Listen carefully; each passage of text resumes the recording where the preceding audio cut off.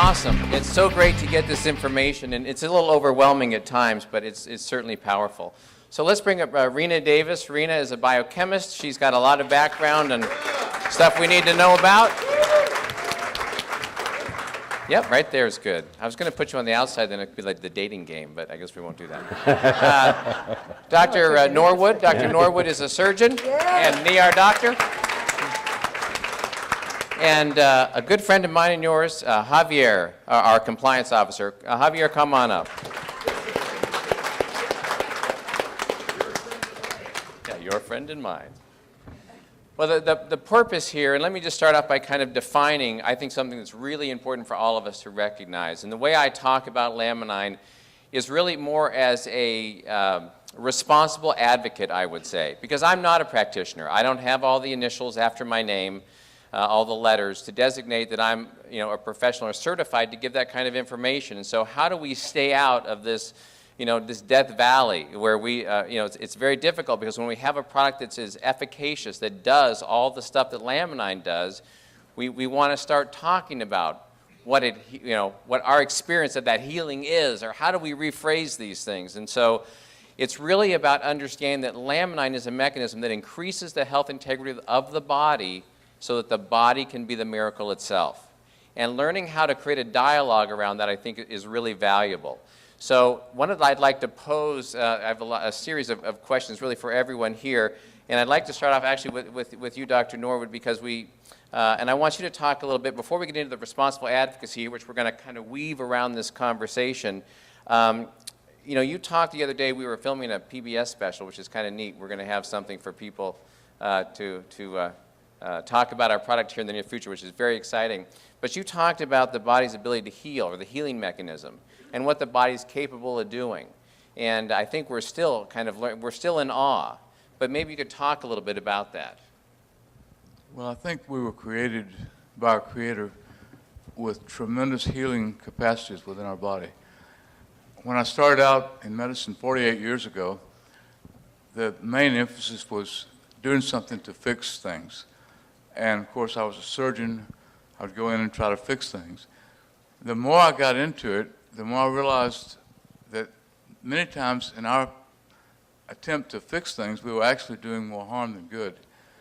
And now the tendency is to continue doing things to what I think is override the body's healing systems. And when we keep giving drugs, these drugs have the effect of actually dampening the healing process. And so I like to say that the healing process is kind of like letting your body take care of itself.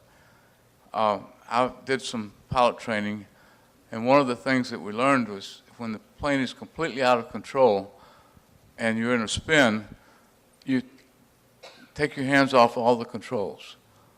And the plane is designed to fly, and it will actually correct itself, and then you can take back the controls. But this is what we tend to do with our bodies. Instead of doing things to change our bodies, we need to let our bodies have what it needs to heal itself. And Laminine gives the body all of these components that we need to heal. Let me further, that's awesome. So, how far can the body go? I mean, are we starting to venture into areas where we can see, limbs regrowing? I mean, how far can the human body go? Okay, we've got some really interesting research going on now in the area that I refer to as regeneration. You have all seen Star Wars, I'm sure, and you remember how Luke Skywalker had his arm cut off, and then they had a process where they put the arm in a healing medium, and he actually grew another arm. Well, this is true actually in nature. If you cut off a salamander's arm, it will actually grow another arm. They're actually doing research now to show that the human body can actually grow parts back that were lost. Now they're actually working on fingers, but I see the future is going to be really dramatic, and it all relates to stem cells.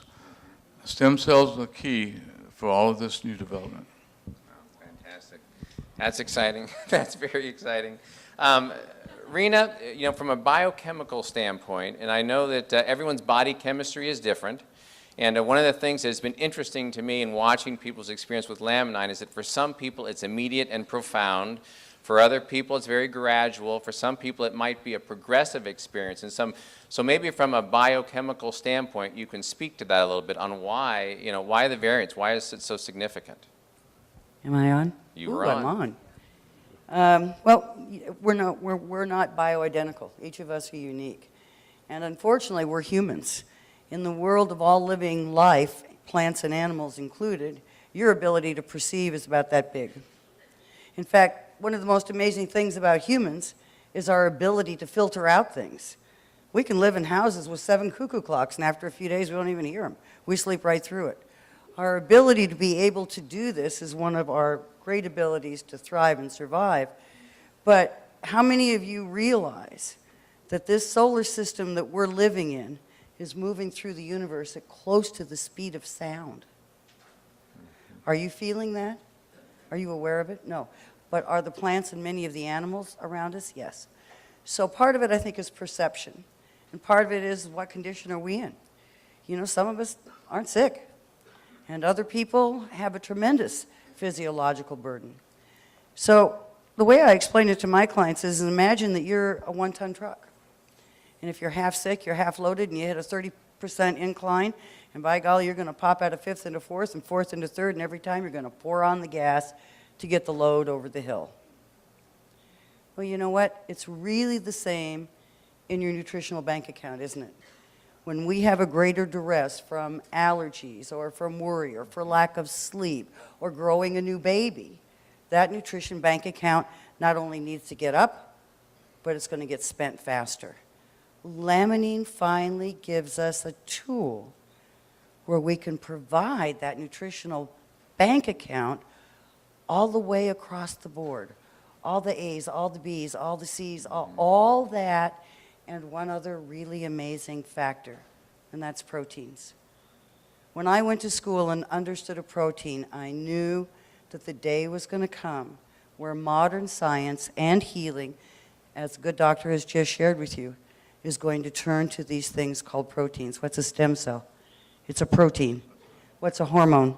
It's a protein. What's a neurotransmitter? It's a protein. What's an enzyme? It's a protein. How does the body communicate with every other cell in the body? Proteins. In fact, we call proteins the building blocks of life because they are the only nutrients that hold information. In fact, it's how your immune system learns. Mothers know this, right? In our bodies, when we produce a baby, in the first 3 days of mother's milk, we have what? Colostrum. And colostrum is chains of proteins that hold that baby's genetic information with illness, as far back as the chain has not been broken. Our bodies can produce proteins that teach our immune cells who the bad guy is, who the good guy is, and how to get the job done.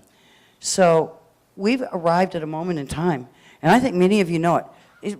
Raise your hands if you do. Don't you know that feeling that we have landed on something so valuable that's never been here before? And you're being given the opportunity to share it.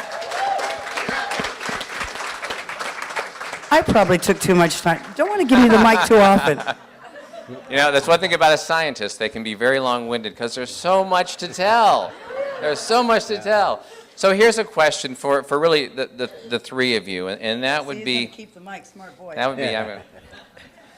But we know that this has had a great effect on the physical body. It's also had a profound effect on the mental and emotional body, the mental and emotional self. So how does that work? How can it bridge these things? And Dr. Petrosino, you mentioned that it seemed unbelievable at first that it could be so broad. Mm-hmm. So how can we identify? Can we understand the impact on the mental emotional self as well? Okay, I'll try and be brief. I promise. We want to all believe that the mood we're in today and what we want to eat and if we're tired or if we can't sleep has something to do with our personality. in reality, from a scientific point of view, and we can bend this if we want to get into quantum mechanics, one of my favorite new things, but we'll leave that alone for the moment. The truth is that you are who you are, the mood you're in, you are capable or not capable because of A, neurotransmitters, and B, hormones. They make it all happen. That's the ruling class of job body. That's the emperor in all of his clothes. And when you get an imbalance in those, and we have inhibitory and excitatory neurotransmitters, and we kind of have that same game in the hormone department as well. When we get those out of balance, we can't sleep, we lose our sex drive, we feel like our appetite goes out of control, or we can't eat at all, and it's all regulated by these chemicals which are made of proteins. So to me, we live in the most stressful time, I think, of our lifetimes. I don't think there's ever been a suppression of the world as significant as it is now. I don't think we've seen so many people lose their homes, their jobs, and their lives as we are seeing today. That means that we're spending, what was that chemical he just talked to you about that regulates mood, sleep, pain, and appetite? Serotonin, at a really rapid rate. And we don't make serotonin well. And we don't make it well because there is something called nutrient competition.